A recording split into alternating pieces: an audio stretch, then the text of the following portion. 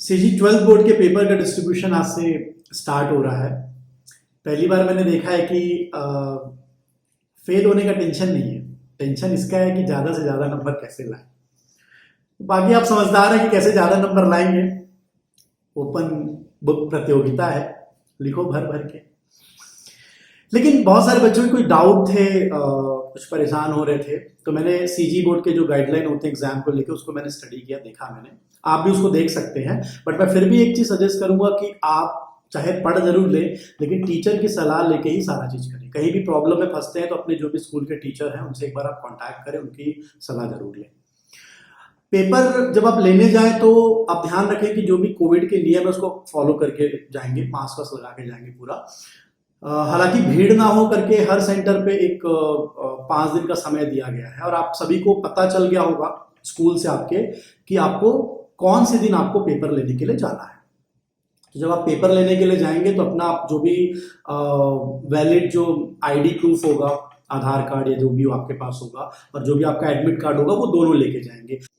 अगर कोई बच्चा कोविड पॉजिटिव है तो वो किसी ऑथेंटिक पर्सन को एक कोविड-19 का जो भी रिपोर्ट होगा और वैलिड आईडी के साथ और एडमिट कार्ड के साथ उनको पेपर के लिए भेज सकते हैं। बट फिर भी मैं सजेस्ट करूंगा कि आप एक बार अपने जो भी टीचर होंगे, स्कूल टीचर होंगे, उनसे आप एक बार सलाह लें, या एक्सपीरियंस जो भी इंसान होंगे उनसे आप एक बार सलाह ले सकते हैं। ठीक है, जैसे ही आप पेपर लेने जाएंगे तो आपको वहां पे एक एनवेलप मिलेगा। एनवेलप में आपको जो भी आपके स्ट्रीम के जो सब्जेक्ट्स होंगे उनके आपको पेपर मिल जाएंगे। पेपर के साथ साथ उसी में आंसर शीट भी होंगे, और साथ में जो भी सप्लीमेंट्री वाले पेपर होंगे वो भी होंगे।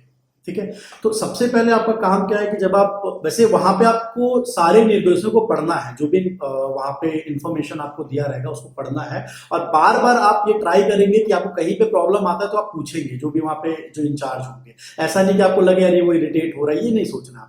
आपको लग रहा है कहीं पे प्रॉब्लम है तो आप, बाकी वहां पे आपको सारी चीजें बताई जाएंगी, बट फिर भी एक आइडिया मैं आपको दे दे रहा हूं कि आप पेपर को अच्छे से चेक कर लीजिएगा। सारे पेपर कहीं पे कटे फटे तो नहीं है, आंसर शीट चेक कर लीजिएगा, सप्लीमेंट्री के जो पेपर होंगे उनको चेक कर लीजिएगा। ऐसा नहीं कि अरे इससे तो सप्लीमेंट्री, इससे क्या होता है, तो इस तरीके से नहीं, आपको सारी चीजें अच्छे से वहां से लेके आनी है। तो सारी चीजें सतर्कता के साथ आप चेक कर लीजिएगा। सब में सील लगा हुआ है कि नहीं लगा हुआ है, साइन है कि नहीं है वहां पर, ये देख लीजिएगा। कोड अच्छे से लिखे हुए हैं, नंबर आपको अच्छे से लिखे होने चाहिए। तो सारी चीजें आप एक बार वहां पे चेक कर लीजिएगा।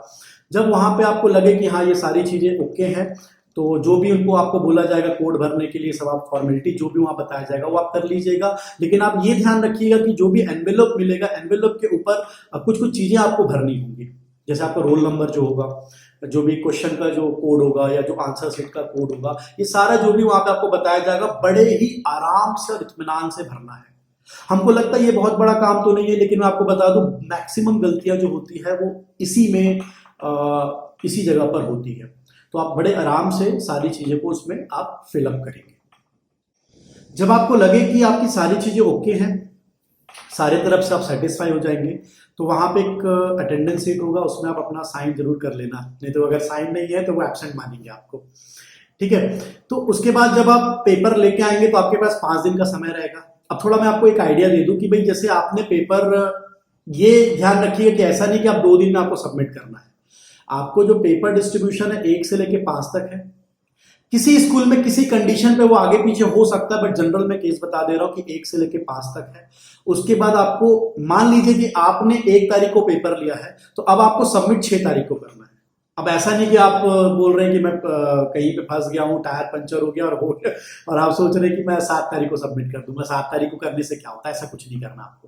आपको जो डेट बोला जाएगा उस डेट पे आपको सबमिट करना है। ठीक है, तो आप अब फ्री हैं लिखने के लिए, आराम से आप सारी चीजें उसमें, पहले तो मैं ये सजेस्ट करूंगा कि आप जो भी क्वेश्चन पेपर मिला हुआ है उसमें एक सबसे इंपॉर्टेंट कि ओएमआर, जो फ्रंट पेज होगा वो ओएमआर का होगा, उसमें ही सबसे ज्यादा गलतियां होती है। और ये आप कभी मत सोचना करे चलो व्हाइटनर लाके उसको अपन कर लेंगे, वो तो लास्ट ऑप्शन है ही है। लेकिन आप ट्राई करें, बड़े इत्मीनान से भरें। आपको कहीं पे भी प्रॉब्लम आता तो यहाँ पे कोई बताने के लिए आपको नहीं है, तो इन्फॉर्मेशन को आप अच्छे से पढ़ ले कि ब्लैक पेन यूज करना है, ब्लू यूज करना है, क्या यूज करना है। और साथ में किसी ऐसे एक्सपीरियंस बंदे के साथ आप बैठ जाइए जिनको थोड़ा सा आइडिया हो, फिलअप करने में कहीं गड़बड़ ना हो। ये थोड़ा सा आप ध्यान रखें इस बात का, क्योंकि यहां से क्या होता है कि मान लीजिए आपने कुछ ऊपर नीचे किया, कंप्यूटराइज चेकिंग होगा और हो सकता है कि इसमें आपको कुछ गड़बड़ी हो जाए आगे, तो फिर दिक्कत हो जाएगा।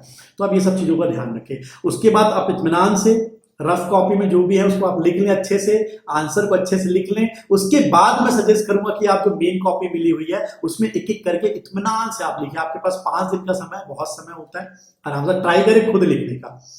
बाकी आप समझदार तो है ही हैं, लेकिन आगे दिक्कत ना हो इसलिए मैं आपको सजेस्ट कर रहा हूँ, ठीक है। फिर उसके बाद जब आप अच्छे से पेपर लिख लें, ध्यान रखें सप्लीमेंट्री अगर आपने नहीं लिखा है, मान लीजिए आपको जरूरत नहीं पड़ी, तो ऐसा नहीं करना कि चलो अब आग में उसको जलाएंगे, ठंडी में या पतंग उड़ाएंगे, ये सब मत करना, जहाज बना के उड़ाएंगे।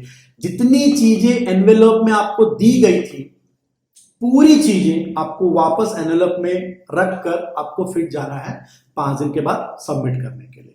जब आप सबमिट करने जाएंगे तो वहां पे फिर से आपको सारी चीजें चेक कर ली जाएंगी, लेकिन आप ध्यान ये रखना कि वहां पे आते समय फिर वो अटेंडेंस साइन पे आपको ये देखना कि सबमिशन का डेट डालना है और आपको साइन करके आना है। तो कोई भी मिस्टेक आप नहीं करें। कहीं आपको लगता है कि कोई भी ऐसा प्रॉब्लम आ रहा है तो आप बिल्कुल टीचर से कांटेक्ट करें। आपको लगता है कि आपको कुछ और भी हेल्प चाहिए, कहीं पे प्रॉब्लम आ रहा है, तो आप बिल्कुल कमेंट बॉक्स में भी आप करें, तो हो सकता है हम कोशिश करेंगे कि आपकी हेल्प करने की। तो ध्यान रखें इन सब बातों का, बहुत ज्यादा पैनिक नहीं होना, आराम से करना है और यहाँ पे आपको भर भर के नंबर लाने हैं।